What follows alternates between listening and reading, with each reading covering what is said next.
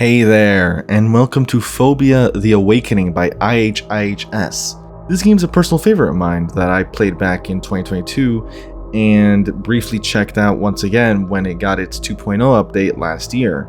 And of course, finally, last month, I ended up playing through the entire game in one video. At least that's the plan as I'm making this script.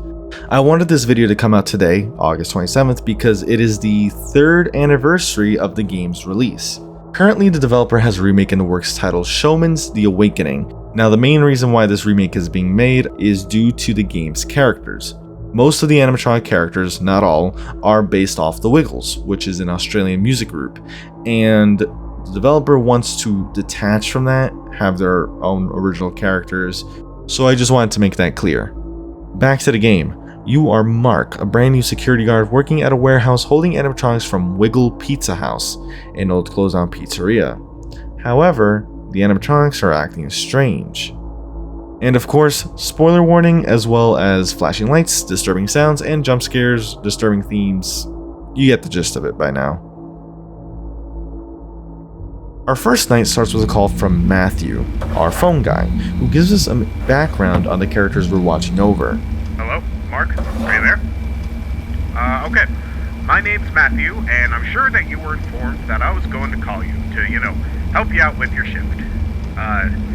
If you weren't, don't be too surprised. We aren't told much around here. Anyway, welcome to your new overnight job here at the warehouse. This warehouse holds many props, items, supplies, animatronics, and other stuff for a closed-down restaurant chain known as Wiggle Pizza House, which honestly I think is a pretty absurd name, but whatever. Wiggle Pizza House opened in 1991 and closed down in 1998 due to the company, not having enough money to keep it running for much longer. These beloved characters had been sitting for years collecting dust, until the company finally started looking for ways to reopen. And right now, they're looking for ways to reopen.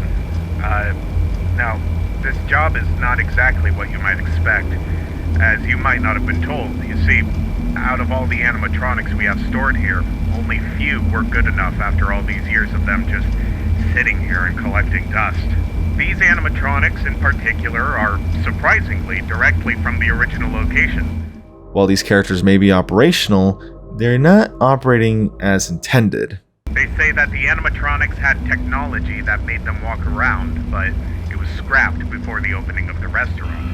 So basically, the animatronics have been reported to have been walking around the warehouse at night, along with a somewhat aggressive behavior.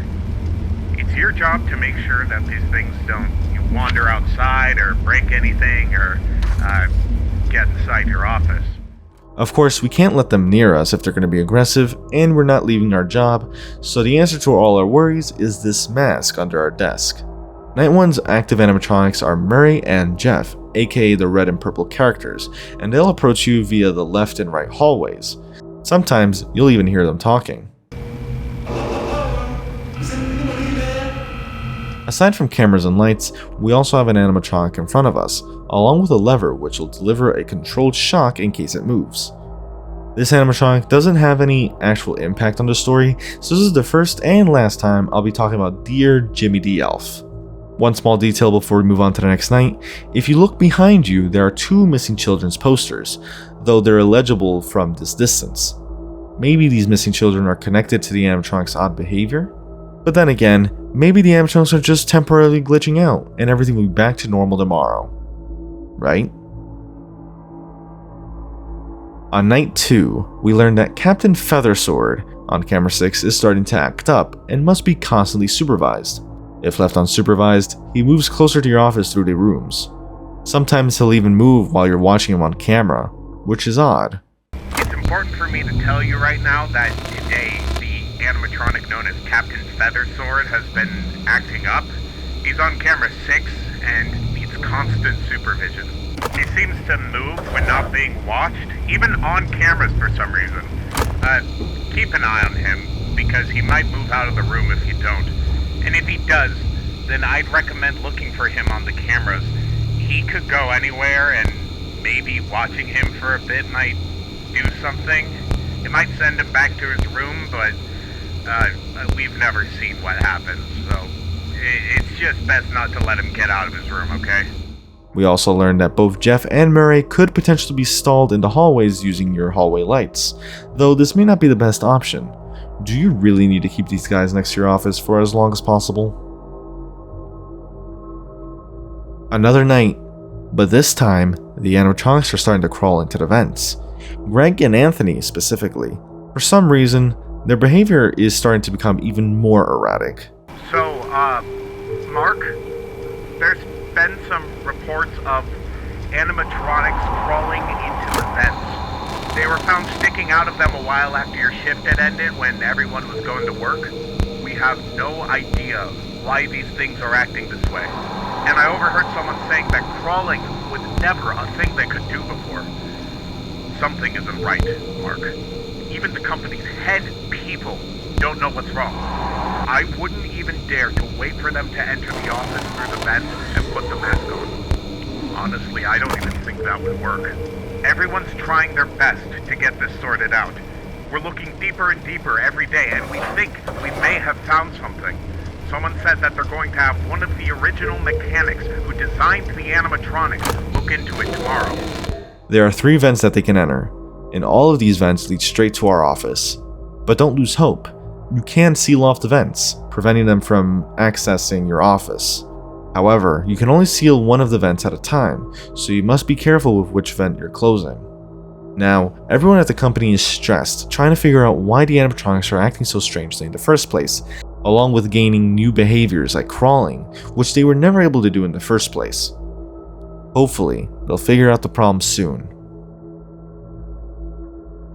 You're immediately warned by Matthew to not go near the animatronics at all. Some sort of incident occurred, but he doesn't go into detail. Hey, so, I just wanted to warn you not to go near any of the other animatronics right now. Something happened today. I think the company is talking with another who made some place similar for help to reopen, but I think these animatronics are going to be scrapped at the end of the week. Apparently the company wanted to retrofit them with newer technology and upgraded designs, but it's not going to happen now. I'm assuming they're just going to start fresh since they're in contact with this other company. They made some kind of tiny amusement park place or something. I forget the name of it. Anyway, just don't make much eye contact with the animatronics. I know that sounds weird, but please trust me on this and try to finish your shift. We'd like to help you out with finding a new job with us after this. I can assure you that it won't be anything like this at all, and it will get better once we scrap these things. Be careful, Mark, and good luck. You weren't supposed to go to work tonight. Why did you return?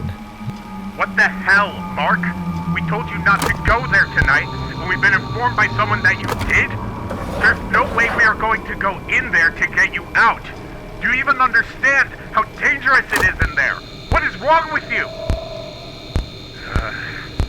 Look, just get your shift done and get the hell out of there.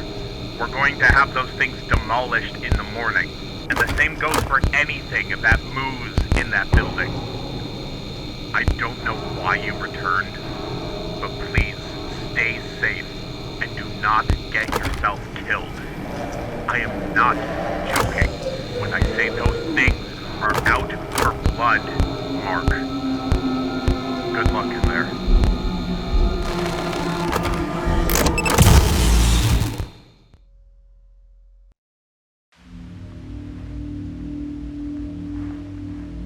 You wake up in a dark room with a light over your head. Not sure where you are, you realize something is wrong.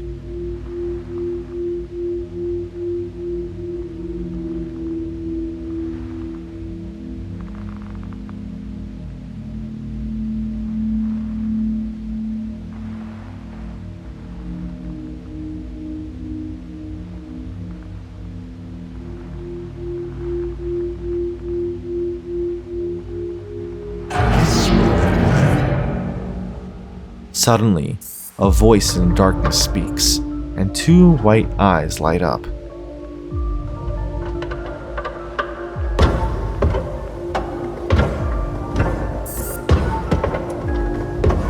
It's Greg, emerging from the darkness, holding what looks like an animatronic head.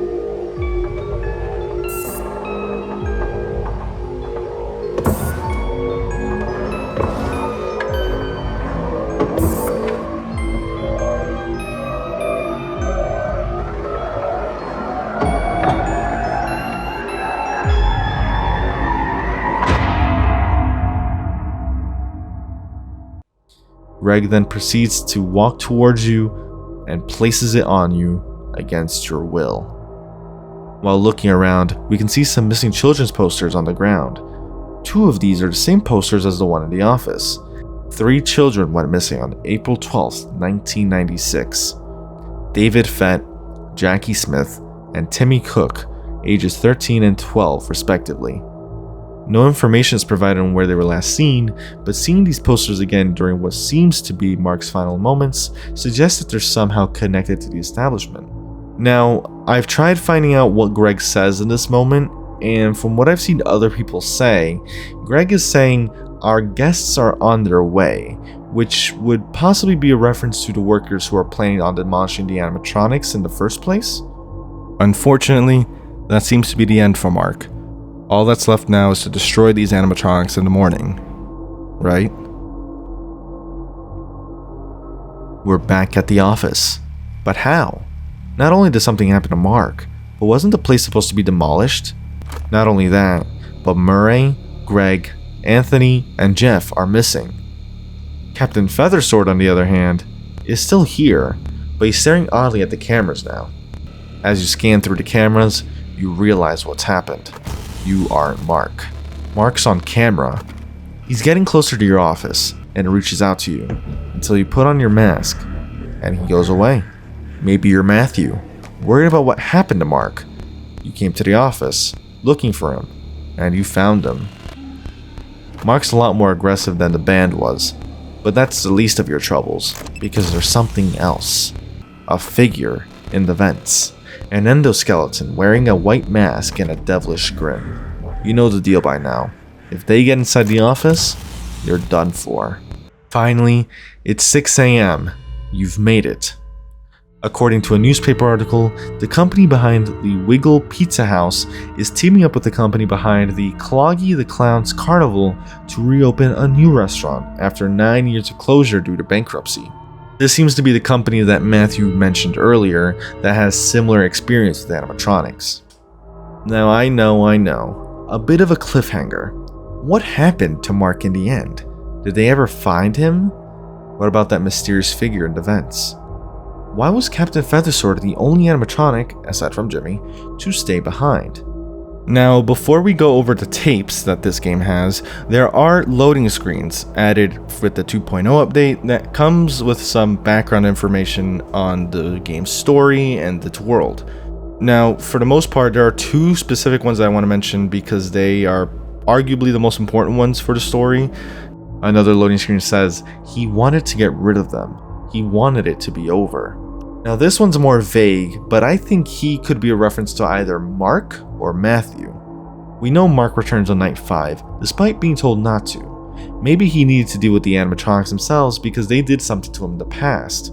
He wanted to get rid of them. He wanted to get rid of the animatronics, perhaps. This could also be a reference to Matthew, who wants to get rid of the animatronics because of what they did to Mark after night 5. Another loading screen says, he stared into the room, down at what used to be a person, someone he had just talked with. Looking straight, he saw nothing but the smiling pirate sitting in a corner. It looked like it had not even moved. Now it seems like Captain Feathersword has killed someone, and you're left to find the remains of someone you knew. Maybe we'll learn more about this incident in the tapes. Could this be the incident that Matthew was talking about before in Night 4?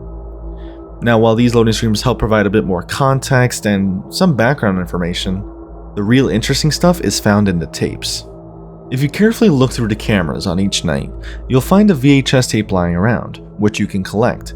Some can even be found in your office.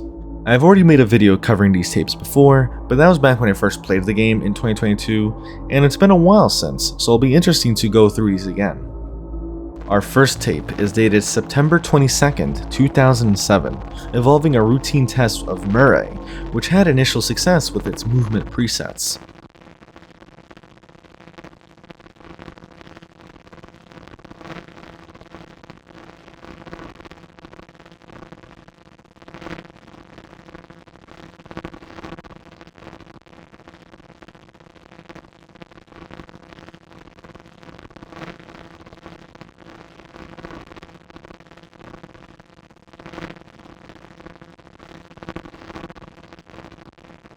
However, with preset 3, he doesn't respond to the command.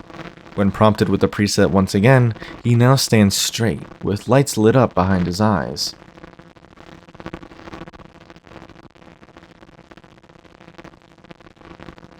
Even after the employee restarts the animatronic, Murray leans forward and the tape ends.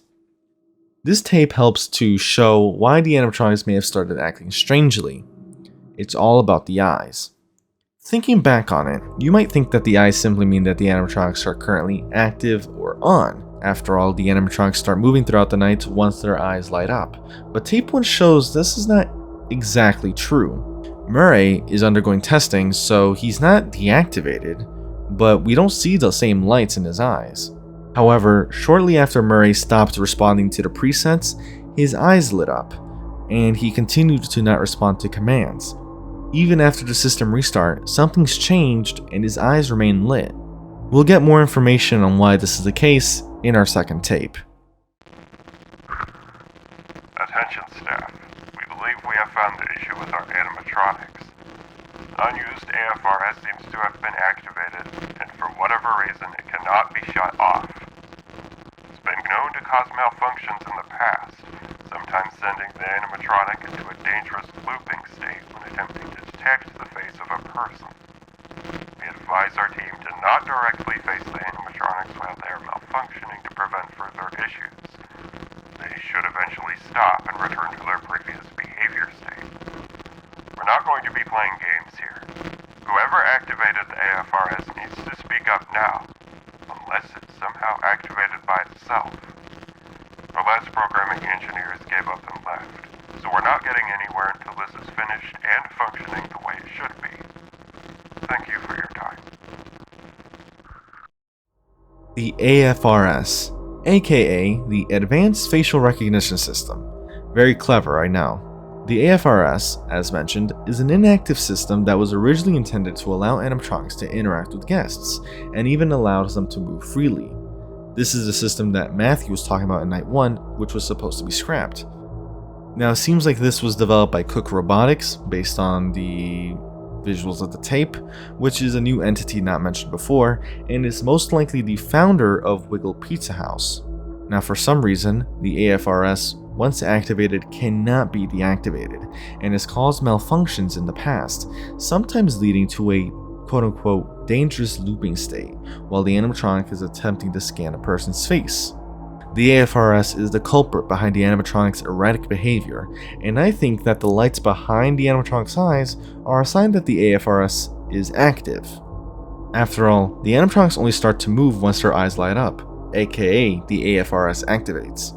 Now, it was mentioned that the AFRS can send the animatronics into a dangerous looping state when it's attempting to scan a person's face, which is why Matthew warns Mark to limit eye contact with the animatronics as much as possible on Night 4. It's possible that the incident Matthew mentioned on this night was actually from Tape 1, where the AFRS activated during testing and Murray stopped obeying commands.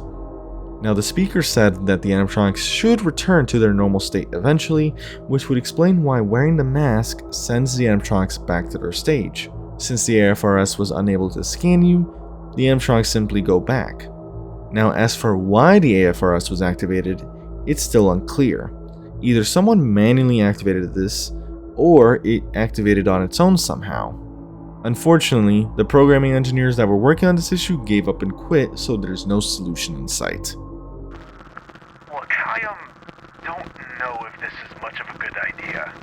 What is?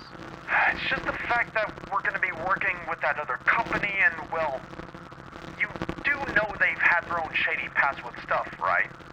I understand that you are paranoid because of the current situation, and yes, I am aware of their past.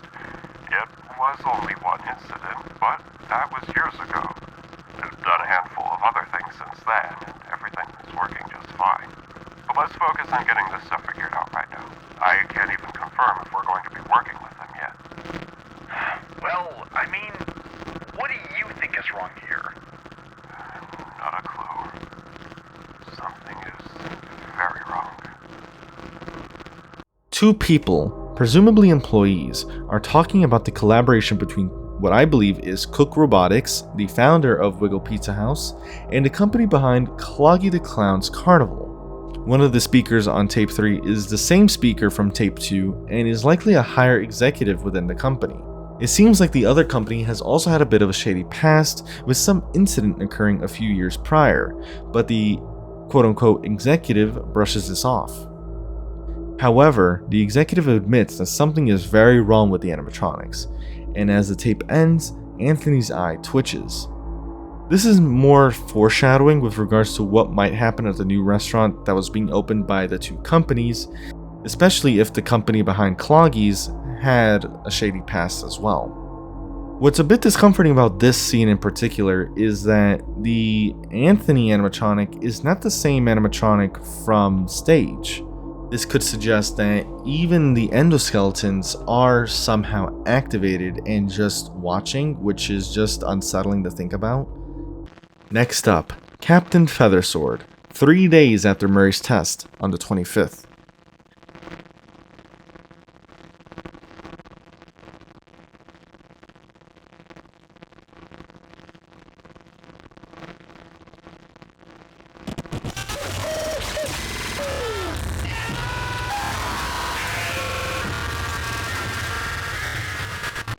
A very disturbing test, where moments after activation, the employee screams for his life, until we see this.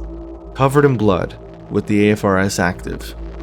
The test is labeled a success, and we see Feathersword's face in the darkness, just smiling. This is by far the most disturbing of the tapes, and while I did mention that Murray's test could have been the incident mentioned by Matthew on night 4, it was actually Feathersword's test, I believe, that Matthew was talking about.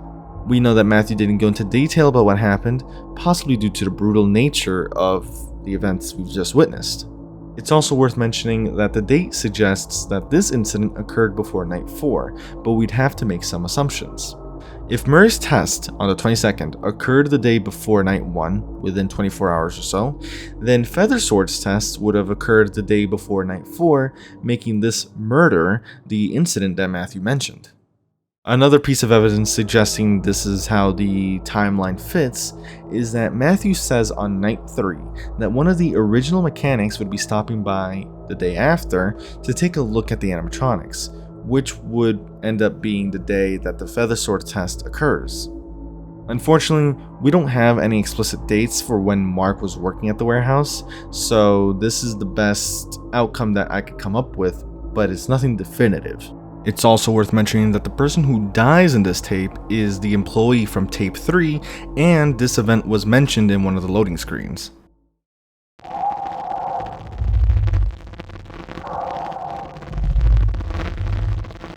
Stay away from the warehouse, from the animatronics, from the endoskeletons.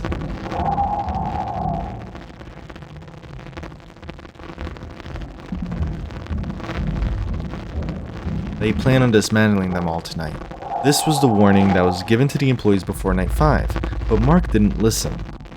We know that originally the animatronics were supposed to be demolished at night, but since Mark ended up going to work, it got pushed back to the morning. And of course we know how the rest of those events played out for Mark. It begs the question, what was so important that he had to go into work that night? We know what happens to him at the end, and literally during the tape you can hear what sounds like banging and screaming, most likely Mark's final moments before we find him in the chair before Greg goes to put on the animatronic head.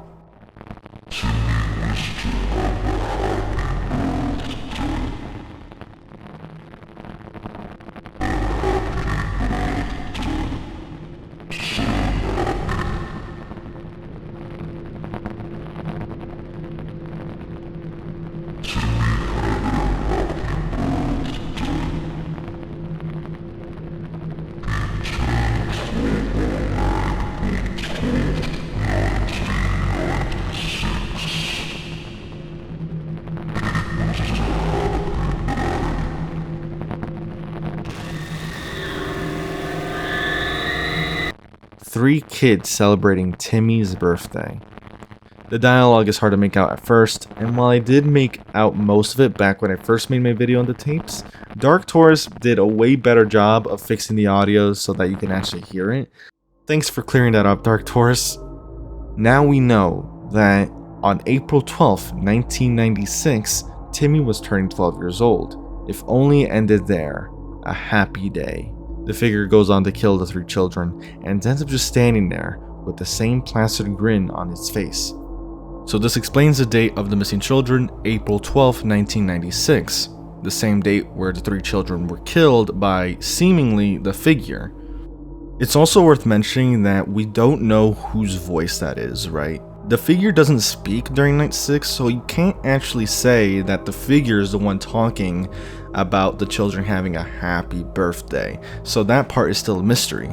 And since we know that the restaurant was in operation between 1991 and 1998, it's possible that they did indeed die at Wiggle Pizza House. Of course, it's also worth mentioning that there is likely a relation between Cook Robotics, what I think is the founder of Wiggle Pizza House, and Timmy Cook, possibly the son of the founder. This final tape, however, leaves us with more questions than answers. Overall, it's clear that this game's story focuses a lot on the odd activities of the animatronics, their weird behavior, especially with this AFRS active, but I get the feeling it goes deeper than just the AFRS making them rogue. Even with all that covered, we are still left with questions regarding Mark, the figure, and the band. First off, what happens to Mark after night 5? One thing's for sure, on night 6, Mark is still in his own body. Looking at the extras menu, we can see Mark's full model during night 6, where we can actually see his neck below the mask, a detail that is lacking in each of the animatronics, meaning that Mark doesn't just go on to possess some animatronic, he's still human. So then why is he acting like Murray and Jeff? If he approaches you while wearing the mask, he goes away, imitating their behavior. He seemed to act normally during the post-Night 5 cutscene until the mask was forced over his head by Greg. Maybe some sort of brainwashing occurred due to the electronics within the mask, or maybe the AFRS within the mask itself is somehow there and it affected him. Why does Greg even put this animatronic mask on Mark to begin with? It seems odd that Greg would do this from a programming standpoint, unless Greg somehow thought that Mark was an empty endoskeleton, something we've heard of before, but considering this has to do with facial recognition, it's not a huge stretch. Even with that, we don't know why Mark returned on night 5 to begin with, especially after being told not to. Maybe he's connected to one of the kids that died / went missing, officially, years ago. As a result, Mark remains an enigma, so let's talk about the figure. First off, where has the figure been this entire time? It still has the blood from 1996, which suggests that either the company hid it away without doing anything to it, or they just never found it. Not only that, but I have doubts on whether the AFRS was even responsible for what happened to the kids in 1996, because according to Matthew on night 1, that system was disabled back in 1991, or before that even, before the restaurant was open. So it begs the question, was the figure actually responsible? Maybe it was able to do this without the AFRS, but then again, that system is what allows these things to move in the first place, so that doesn't really make sense. How is it supposed to do that while standing there?